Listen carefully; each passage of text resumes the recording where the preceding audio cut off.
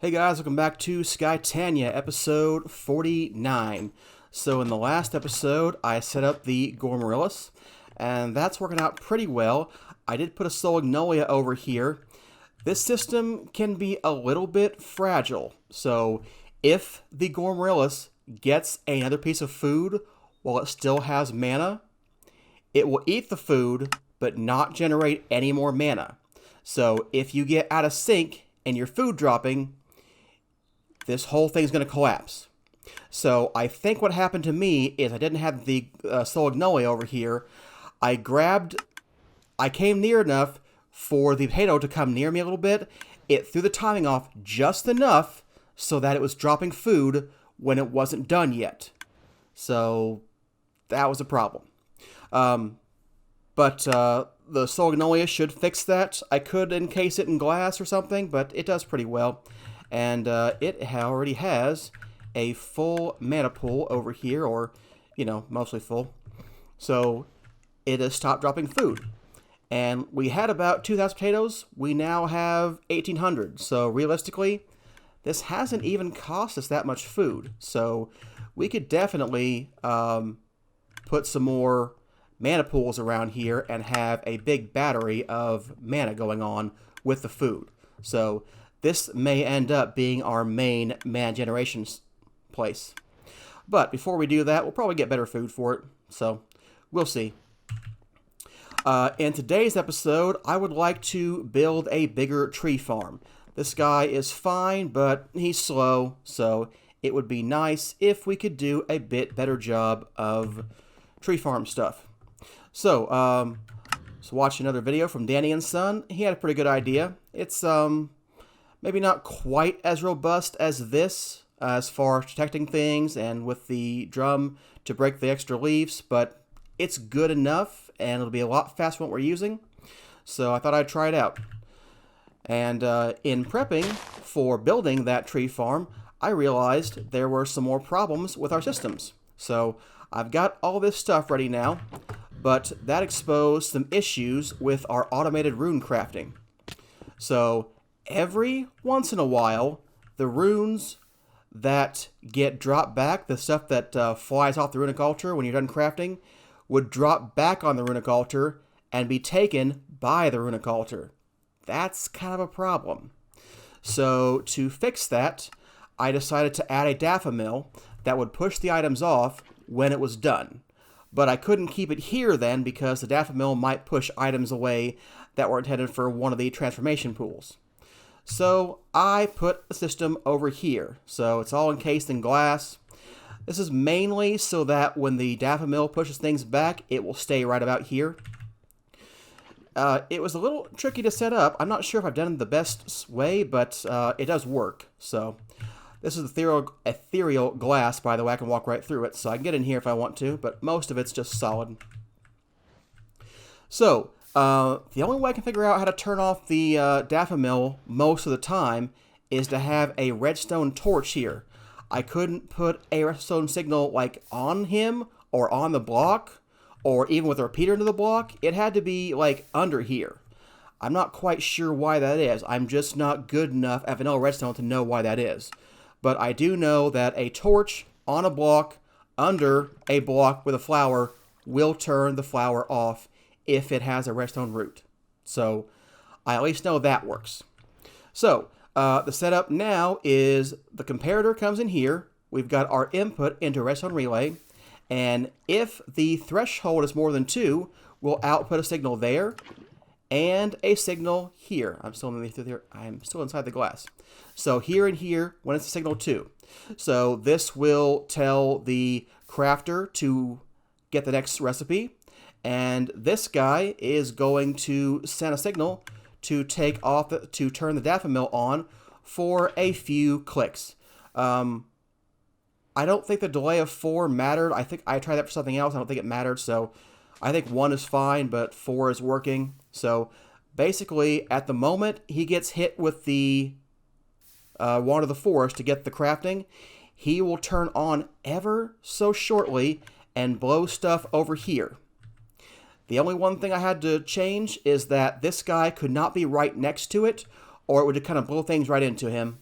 and they'd still be stuck here, which could cause the same problem I was having before. I put a spark on a diluted mana pool right here for this guy.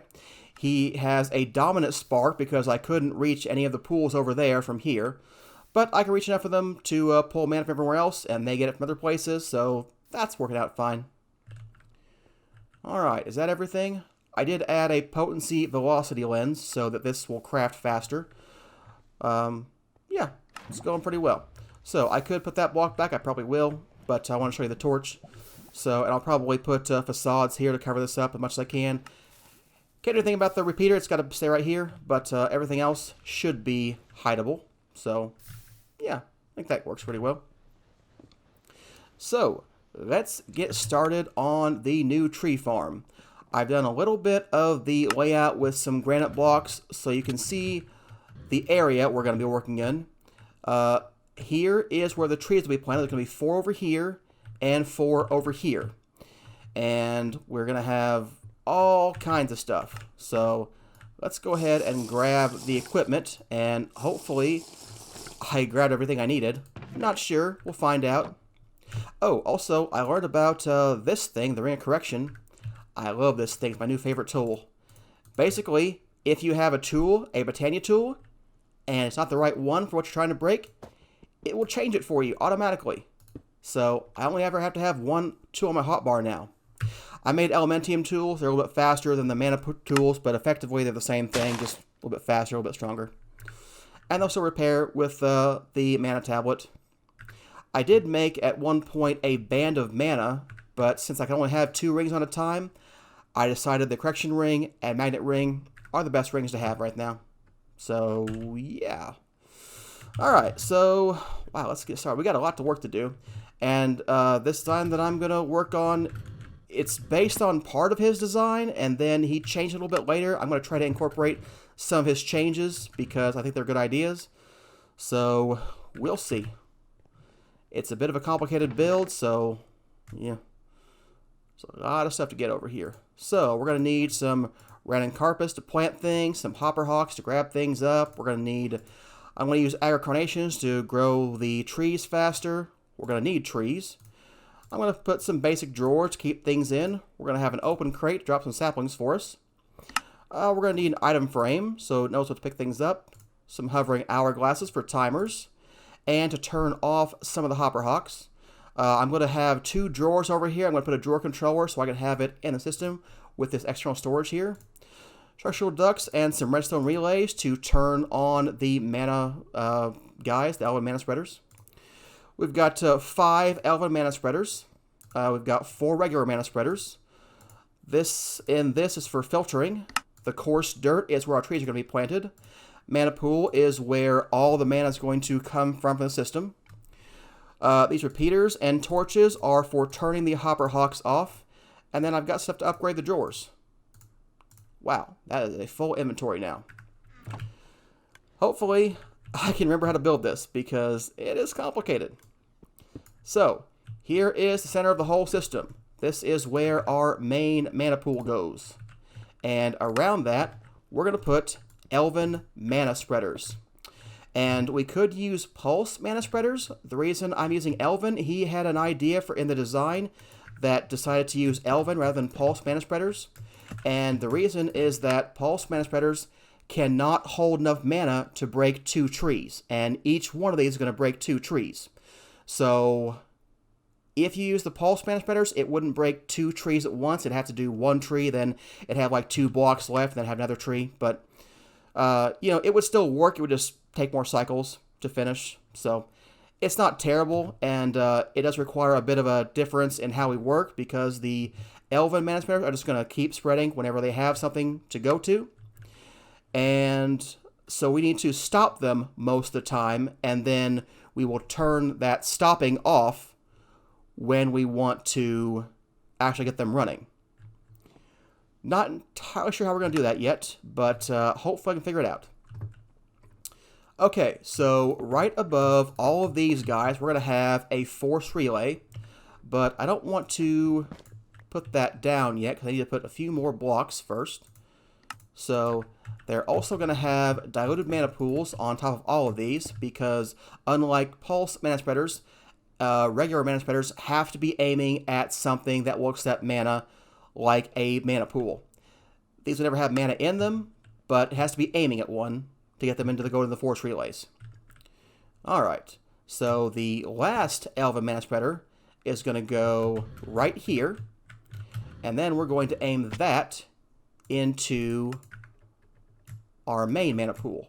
So this is the guy that's going to get all the mana that was going to come from our munch dews that eat the leaves and fuel the system. So that is the basic plan. So yeah, we need to put this guy up here and this guy, and then feed him up there. Alright, so did I get the lenses? I didn't get the lenses. We need some composite lenses. Alright, we're going to need 4 bore warp lenses. So let's get 4 bore lenses. And, don't know how to make warp lenses, huh? Okay. Let's go teach the system that real quick. Okay, lens with pixie dust. That shouldn't be too hard. Let's stick that in there. And then... there we go. Need 4 of those guys. Need the bore lenses. And I need a slime ball. 1, 2, 3, 4. Make sure it's composite lens, bore, warp. Has to look green. Has to have the bore lens on top. Otherwise, it doesn't work. Alright. Let's go back and keep going. So, these are going to go on our 4 Elven mana spreaders. 2, 3, 4. And now we can point the spreaders into their fake target diluted mana pools. Alright, so what's the next step? We've got all kinds of things in here. Okay, here is where our open crate's going to go. So let's set that guy up. Where's my rod of the dirt? Okay, so here's where the open crate goes. This guy is going to drop saplings. So we're going to get an item frame, and we're going to get a sapling. And then we're going to put a hopper hawk right here. So this guy will pick up all the saplings that get dropped by the trees. He'll dump them over here first, and later on we'll have another one to pick them up and get them into a bigger drawer for the excess saplings.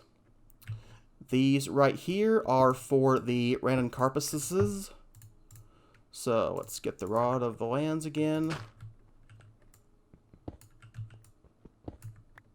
Alright. And we need to put a block under that block. These need to be on coarse dirt. So we've got 2 options. Either make them floating and put the coarse dirt right under them, or use the regular kind and have the coarse dirt one below. You know, I think I'd rather have them be floating. Let's change them to floating flowers. So here's our red and carpus. So there's a floating one, and there's a floating one. Okay. So yeah, let's just change that. Alright, coarse dirt there and there, and now we'll use the floating red and carpus. I think that makes the design a little bit easier. Okay, so this is going to plant our trees for us. Now, this hopper hawk needs to have a bit of a delay so that he doesn't pick up saplings before this guy plants them. So we're going to use a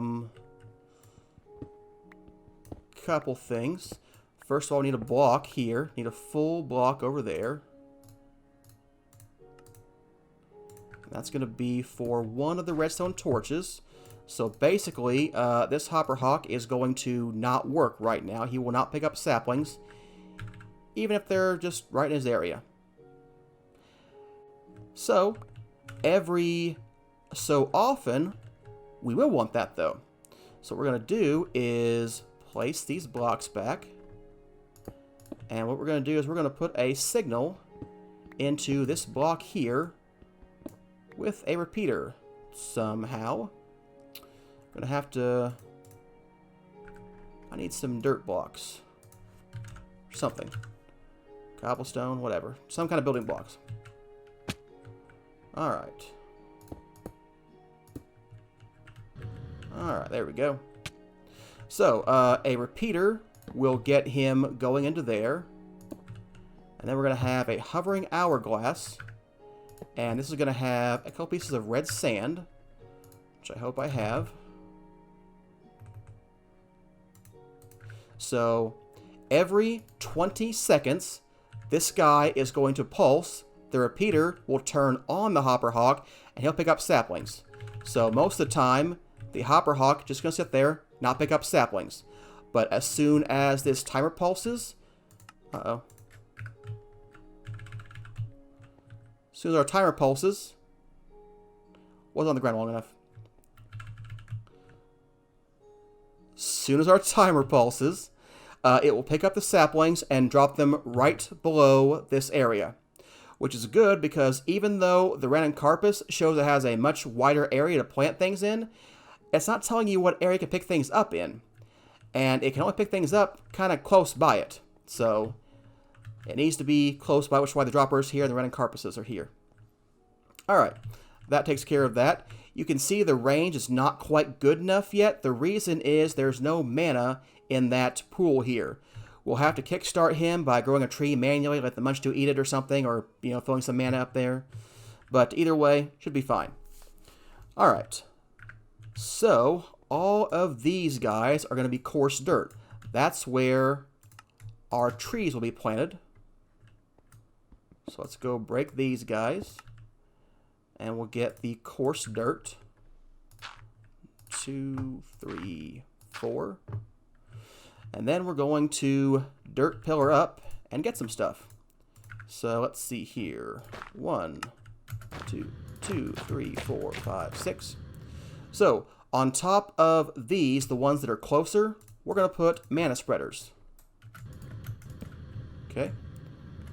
1, 2, 3, 4, 5, 6. And over on these, 2, 3, 4, 5, 6. We're going to put these force relays.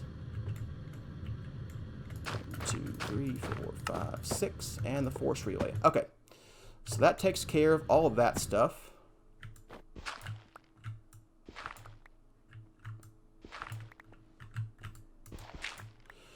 Alright, so now we need to aim some stuff. But let me go fix the other side first real quick. It's going to be symmetric. The same thing over here, over there as over here. Alright, so we've got them symmetrically built now. So let's start binding some things. So what we need to do is we need to have 2 of these guys sending our pulses up into these blocks that are farther away. So I'm going to look at this side for the left and this side for the right. Mostly because it gets me confused if I don't do it that way. Okay, so right click, bind to the far piece of dirt, right click to the far piece of dirt, right click to the far piece of dirt, and right click to the far piece of dirt. Then we've got these force relays here. So right click there, right click there, and same thing over here, right click there, and right click there. Alright, so what's going to happen is we're going to shoot our pulse up through the force relay. It's going to come over here, go to the other force relay, go over here, and go into the mana spreader. And then finally, we're in bind mode? Yeah. We're going to bind this to the Elven mana spreader. Just going to take any leftover mana bursts and put them back in the system.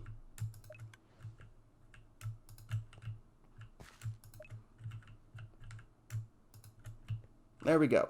So yeah, that takes care of all of the tree setup. Alright, so what else are we missing? We're missing munch dews. So, didn't make them. Well, I think I have a system being able to make munch dews. Nope, I don't. Alright, be right back. I didn't think this would happen with the Petal Apothecary, but apparently we need to do some kind of sequential crafting with that too, because asking it to craft 2 munch dews led to this situation, which I did not think would happen, but we are where we are, so I will have to find some way to fix that soon. But it won't be right now. I'm going to fix it manually right now, and then I'll figure out a solution for this later on. Alright, made the munch dews, made them floating munch dews, so that's good. Let's see here. He had him right next to it. I'm going to put him 1 over. I think that should be fine, actually. So, 1, 2, 3. They're going to go 4 up. I want them to go right here. Alright. And that should be bound to the right pool, but because there's all these other pools over here, let's make sure... Actually, it has to bound to a spreader, but I still want to make sure it's bound to that spreader and not a different one. Alright, so... yep, you were in the wrong place too.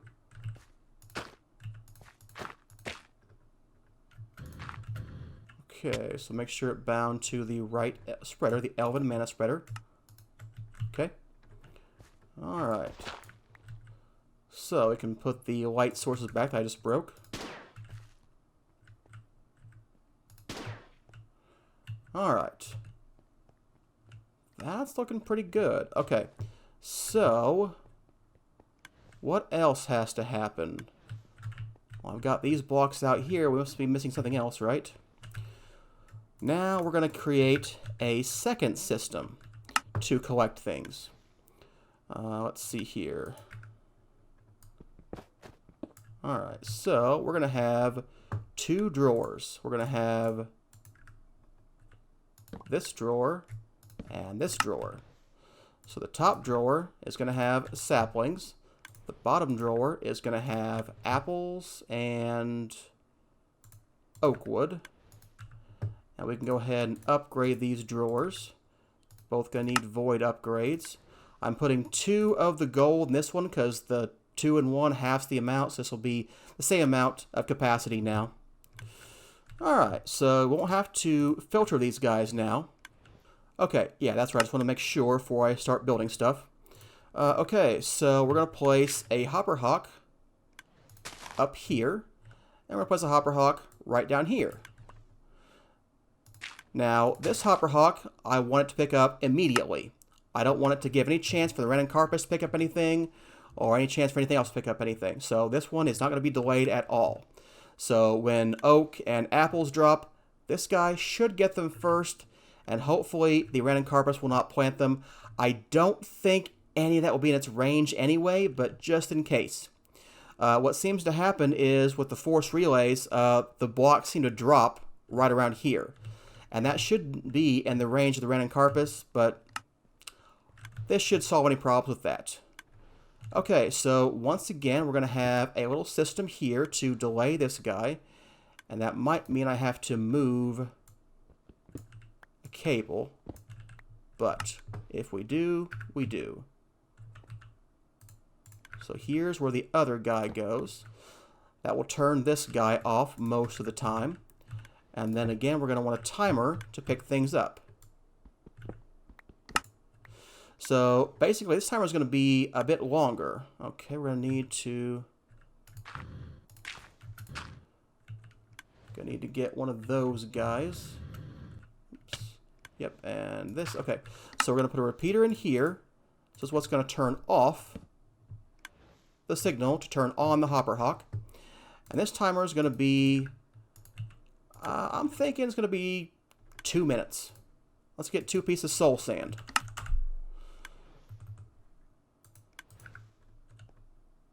So basically, this will turn this guy off to collect any excess saplings that are just collecting over under here. But we wanted him to have plenty of saplings to be replanted, So we want him to be much slower than anything else. Alright, that takes care of the collection system. And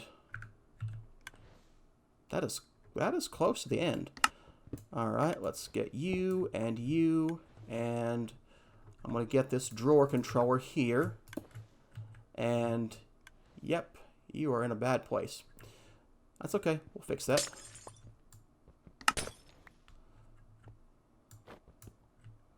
So you need to be my external storage. And then you're going to have a priority of +10, so you always go in there if we have extra saplings or anything. Let's get some of that cable back. Alright. Based on that, I should be able to put my wireless transmitter back here. There we go. Okay. So now we will always have access to our stuff from the system. Alright. Now comes the part I don't really know how to do. So we're going to have to figure it out. Okay, so I've got a bunch of structural ducts and redstone relays. We need to have these things turned off most of the time. We only want them to turn on when we get a pulse from the timer. So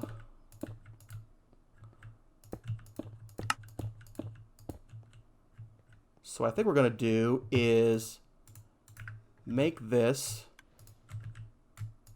so that they are inverted, but I don't know that having a signal on them will stop this guy. I'm not 100% sure about that yet, so we're going to find out. Let's see here. I'll put the timer right here. And he's going to go, I don't know, every 2 minutes maybe.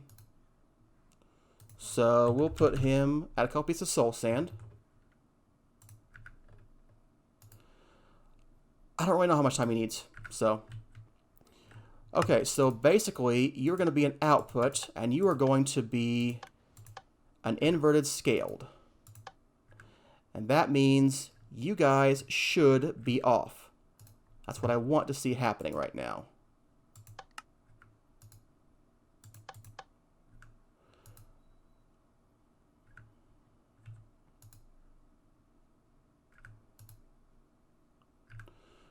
Your relay power says that you are 0. That doesn't seem right. I want you to be off right now. Inverted scale. Oh.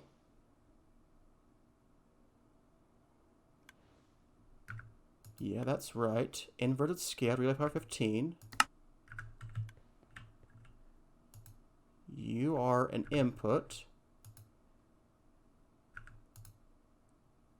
Okay, I don't know what's going on with that. It's fine now. So, yeah, okay, so these guys should be off right now. I don't know if they are, but they should be off. The Danny and Son guy did this with vanilla redstone, but I do not understand vanilla redstone, so I want to hope this works. So, basically, these guys would pulse all the time if there was mana in there, unless they were turned off. So, let's grow a tree. Get some bone meal. Let the munch dews eat the leaves. He will generate mana, transfer it in here.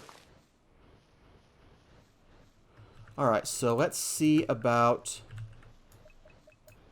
The Elven Mana Spreaders definitely have mana. Cool, that's what I wanted to see. And what should happen is that when this guy pulses, they turn off their signal, allowing them to spread.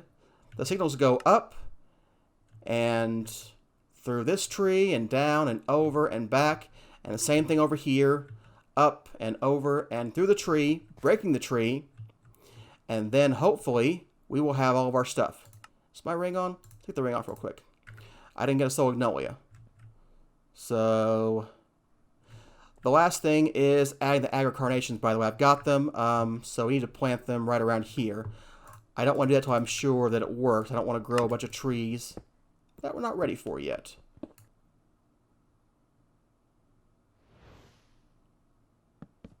Hey, there we go. Nice. Alright, so that is a working system, I think. So let's drop these guys right around here and watch him plant the saplings.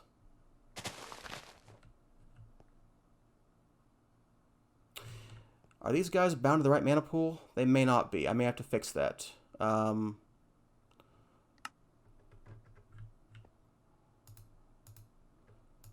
me see. They don't have any mana. Okay, let me break this thing right here. You do have some mana. I bet you're not bound, right? Let's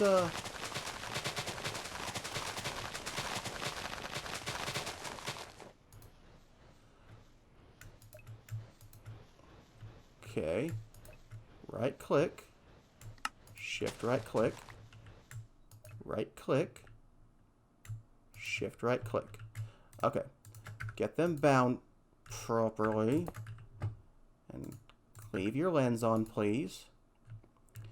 Now, did you plant the rest of the trees?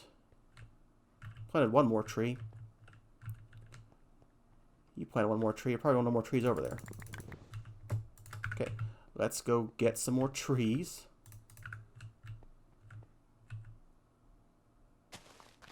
There we go. Now they have enough mana. This should decay. This can be turned back on. It will break the stuff. The saplings will, or the leaves will eventually decay. That would be nice to have a drum in the canopy. I tried some stuff out, but I'm not really sure where to put it or how to trigger it. I mean, pulse manipulator, obviously, we could just do that every once in a while. Wasn't sure how to time it with this. I mean, that system worked out really well. It had a great way to time it when the Munchdew fired towards this guy. So you'd know he was done eating, or at least he'd eaten a little bit. Not to worry about it. Hey, these guys can spawn monsters on top of them, huh?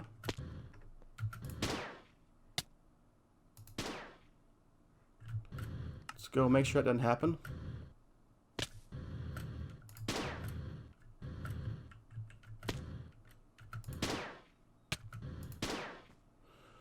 Okay, well, we are really over on the episode. I'm going to put the Aggro Carnations down, and that's going to call it for the day. Not sure who these guys are going to bind to, so let's see if they have any mana in them. Nope, going to have to bind all those guys too.